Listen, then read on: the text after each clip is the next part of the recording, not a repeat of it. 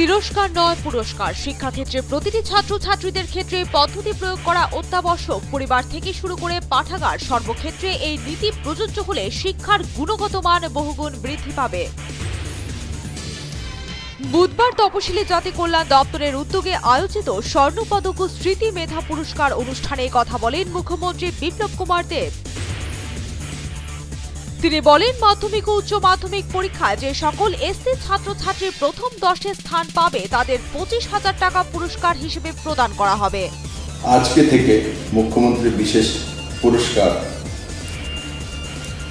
আমি ঘোষণা করছি ও সেটাতে সেই পুরস্কারে প্রত্যেক মেধা ছাত্রছাত্রীকে যারা স্ট্যান্ড করবে তাদেরকে ত্রিপুরা সরকারের এসসি ওয়েলফেয়ার মিনিস্ট্রি থেকে এবং ত্রিপুরা সরকারের স্কিম 25,000 টাকা করে সরকার আপনাদেরকে।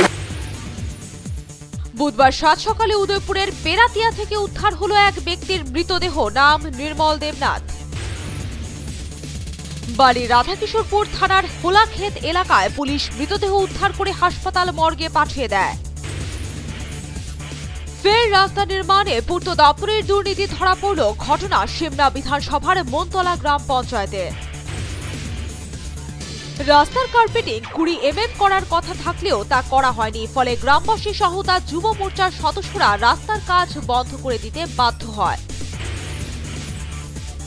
রাজ্যের পুর সংস্থাগুলিতে আসন্ন উপনির্বাচন অস্বাভাবিক নির্বাচন, একসঙ্গে 50% আসনে উপনির্বাচন গোটা দেশে বিরল। তা সত্ত্বেও বামফ্রন্ট উপনির্বাচনে প্রার্থী দেবে, কিন্তু প্রার্থীদের কোনো নিরাপত্তা নেই। তাই প্রার্থীদের নিরাপত্তা নিশ্চিত করতে পুলিশ মহানির্দেশকের দ্বারস্থ হয়েছে সিপিআইএম নেতৃত্ব, বললেন সিপিআইএম নেতা তথা প্রাক্তন মন্ত্রী মানিক দে। প্রায় 93 জন আশাকর্মী তাদের কাজের প্রাপ্য টাকা থেকে বঞ্চিত। ঘটনা কল্যাণপুর হাসপাতালের। আশাকর্মীদের অভিযোগ, 2014 সাল থেকে 2018 সালের বহু টাকা বকেয়া ছিল। সেই টাকার দাবিতে বহুবার তারা গণধর্ণায় মিলিত হয়, অথচ আজও তারা সেই প্রাপ্য টাকা পাননি। বাধ্য হয়ে বুধবার পুনরায় তারা গণধর্ণায় সামিল হন। অবশেষে সিএমও ডক্টর পি.কে. মজুমদারের আশ্বাস পেয়ে গণধর্ণা মুক্ত করেন আশাকর্মীরা। বাকি টাকা যাতে তাড়াতাড়ি পায় সে ব্যবস্থা আমি করতেছি। আর এখন যেটা বার্নিং সমস্যা হলো, ওদের মান্থলি যে টাকাটা এটা পাওয়া যাচ্ছে না। কারণ হলো আপনার এখানে ত্রিপলে নাই, ত্রিপলে যাতে সহসায় আসে। আমি তো চেষ্টা করেছি, তদুপরি আমাদের এমএলএ স্যার, উনিও মিনিস্টার স্যারের সঙ্গে কথা বলছেন, আমাদের স্বাস্থ্যমন্ত্রী, ওনারা একটা চেষ্টা করতেছেন যাতে অতি সহসায় এই সমস্যাটা। প্রাপ্ত খবরের ভিত্তিতে নেশা কারবারি পলাশ ঘোষকে গ্রেপ্তার করল পুলিশ। ঘটনা অমরপুর মহকুমার। অমরপুরের বীরগঞ্জ থানার ওসি শশী মোহন জমাতিয়ার নেতৃত্বে নেশা বিরোধী অভিযান চালানো হয়। অভিযানে নেশা কারবারি সহ 250 বোতল কোরেক্স আটক করে পুলিশ। রাজ্যের বেশিরভাগ গ্রামবাসীরা একদিকে আর্থিক সংকটে ভুগছে, অন্যদিকে তীর জুয়ার মতো খেলা ধীরে ধীরে গ্রাস করছে যুব সমাজকে। অমরপুর মহকুমায় অবাধে চলছে তীর জুয়ার আসর। নির্মল দাস ওরফে পল্টন অমরপুরে তীর জুয়ার রমরমা ব্যবসা চালিয়ে যাচ্ছে। প্রাপ্ত খবরের ভিত্তিতে তীর জুয়ার মাস্টার মাইন্ড নির্মল দাসকে গ্রেপ্তার করে পুলিশ। ঘটনার তদন্ত করছে। শান্তির বাজার বাইখোড়া দ্বাদশ শ্রেণী বিদ্যালয়ের ছাত্রাবাসের উদ্যোগে বৃহস্পতিবার এক আলোচনা সভা ও কুইজ প্রতিযোগিতা অনুষ্ঠিত হবে। ছাত্রাবাসের ছাত্রদের নিয়ে হবে এই প্রতিযোগিতা। এই উপলক্ষে বুধবার সকালে এক স্বচ্ছ ভারত অভিযান করা হয়েছে। বাইখোড়া বাজারের বিভিন্ন প্রান্ত ও মন্দির প্রাঙ্গণ পরিষ্কার করা হয়েছে। মধ্যপ্রদেশে ভোট গ্রহণ প্রক্রিয়া শেষ হওয়ার আগে ইভিএম কারচুপির অভিযোগ তুলল কংগ্রেস। নির্বাচন কমিশনের কাছে নালিশও করেছেন রাহুল গান্ধীর দল। সকালে মধ্যপ্রদেশের কংগ্রেস সভাপতি কমলনাথ টুইট করেন, রাজ্য জুড়ে ইভিএম মেশিন বিকল হওয়ার খবর আসছে, এতে প্রভাবিত হচ্ছে ভোটদান।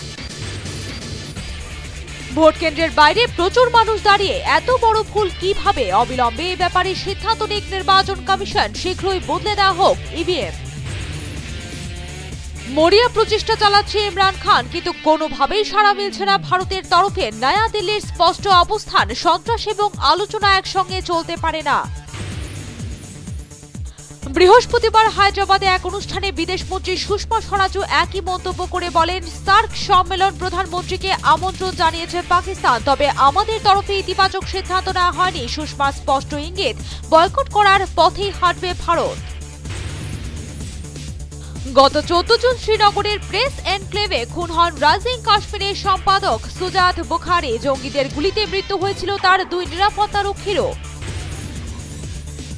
সাংবাদিক সুজাত বুখারীর হত্যাকাণ্ডে জড়িত এক জঙ্গিকে খতম করলেন নিরাপত্তারক্ষীরা। বুধবার কাশ্মীরের বদগামে গুলির লড়াইয়ে মৃত্যু হয়েছে নাভিদ জাট নামে ওই জঙ্গির।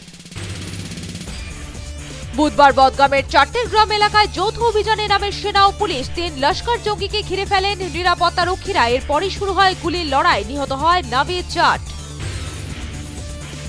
কোন দলই সরকার গড়তে না পারায় গত সপ্তাহে জম্মু কাশ্মীর বিধানসভা ভেঙে দেন সত্যপাল মালিক। তবে গভর্নরের এই পদক্ষেপে তীব্র সমালোচনা করে পিডিপি, ন্যাশনাল কংগ্রেস সহ অন্যান্য বিরোধী দল।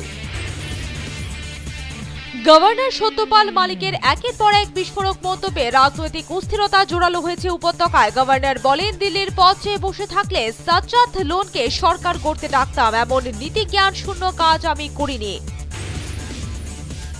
খোয়াই পুর পরিষদের উপনির্বাচনের কংগ্রেস প্রার্থী ঝুটন দেবনাথের বাড়িতে দুষ্কৃতীর হামলা। মঙ্গলবার রাতে দুষ্কৃতীরা ঝুটনের বাড়ির আসবাবপত্র ভেঙে দেয়। এই ঘটনার প্রেক্ষিতে খোয়াই জেলা কংগ্রেস তীব্র ক্ষোভ প্রকাশ করে। সাংবাদিক বৈঠক করে কংগ্রেস দাবি করে বিজেপি আশ্রিত দুষ্কৃতীরা এই ঘটনার সঙ্গে জড়িত। প্রতিবেশী রাষ্ট্র বাংলাদেশের একাদশ জাতীয় নির্বাচনের মনোনয়নপত্র দাখিলের শেষ দিন ছিল বুধবার। এদিন উৎসবের মেজাজে ব্যাপক উদ্দীপনার মধ্য দিয়ে প্রার্থীরা দলীয় সমর্থকদের নিয়ে দাখিল করেন মনোনয়নপত্র। মনোনয়নপত্র জমা দেওয়াকে কেন্দ্র করে গোটা বাংলাদেশে নেই কোনো অপ্রীতিকর ঘটনা। ত্রিপুরার রঞ্জি দলটাতে রীতিমতো ঘুরে ধরেছে, কেননা ওড়িশার বিরুদ্ধে ম্যাচেও প্রথম দিনে যে কি সেই ম্যারম্যারে অবস্থান ত্রিপুরার। মাত্র 122 রানে থেমে যায় ত্রিপুরার প্রথম ইনিংস। কোচবিহার ট্রফিতে ঘরের মাঠেই মুখ থুবড়ে পড়ল রাজ্য দল। সৌরাষ্ট্রের কাছে 9 উইকেটে বিধ্বস্ত হল ত্রিপুরা শিবির। আর এর দায় পুরোটাই ব্যাটসম্যানদের, যাচ্ছে তাই ব্যাটিং। উমাকান্তের ভলিবল কোর্টে চলতি ভলিবল আসরে বুধবার বিএসএফ দল 3-1 সেটে হারিয়ে দিল টিএসআরকে। 1 ঘন্টা 16 মিনিট চলে এই ম্যাচটি। সানফেস্ট ফুটবল আসরে বুধবার 2 বিভাগে মোট 3টি ম্যাচ হয়। এতে অনূর্ধ্ব 13-তে জয়লাভ করে বিশ্রামগঞ্জ এবং 16 বিভাগে জয়ী হয় ত্রিপুরা স্পোর্টস স্কুল ও সেন্ট জেভিয়ার্স দল। লক্ষ লক্ষ টাকা খরচ করছে রাজ্যের ক্রিকেটারদের পেছনে টিসিএ, তবে এই টাকাগুলির কোনো মূল্যায়নই করছে না জুনিয়র থেকে শুরু করে সিনিয়র ক্রিকেটাররা। একের পর এক ম্যাচে এরা ডাহা ফেল মারছে। কবে বদলাবে এই ট্রেন্ড? এক মহিলার মৃতদেহ কবর দেওয়ার ঘটনাকে কেন্দ্র করে বুধবার দিনভর উত্তেজনা বিরাজ করল শহরের দক্ষিণ জয়নগর এলাকায়। এই ঘটনাতে সাম্প্রদায়িক সুরসুরি আজ করতে পেরে প্রশাসন গোটা দক্ষিণ জয়নগরের নিরাপত্তা বাড়িয়ে দেয়। গোটা দিন থমথমে ছিল এলাকার পরিবেশ। অবশেষে সন্ধ্যায় প্রশাসনের হস্তক্ষেপে কবর দেওয়া হয় মৃতদেহটি।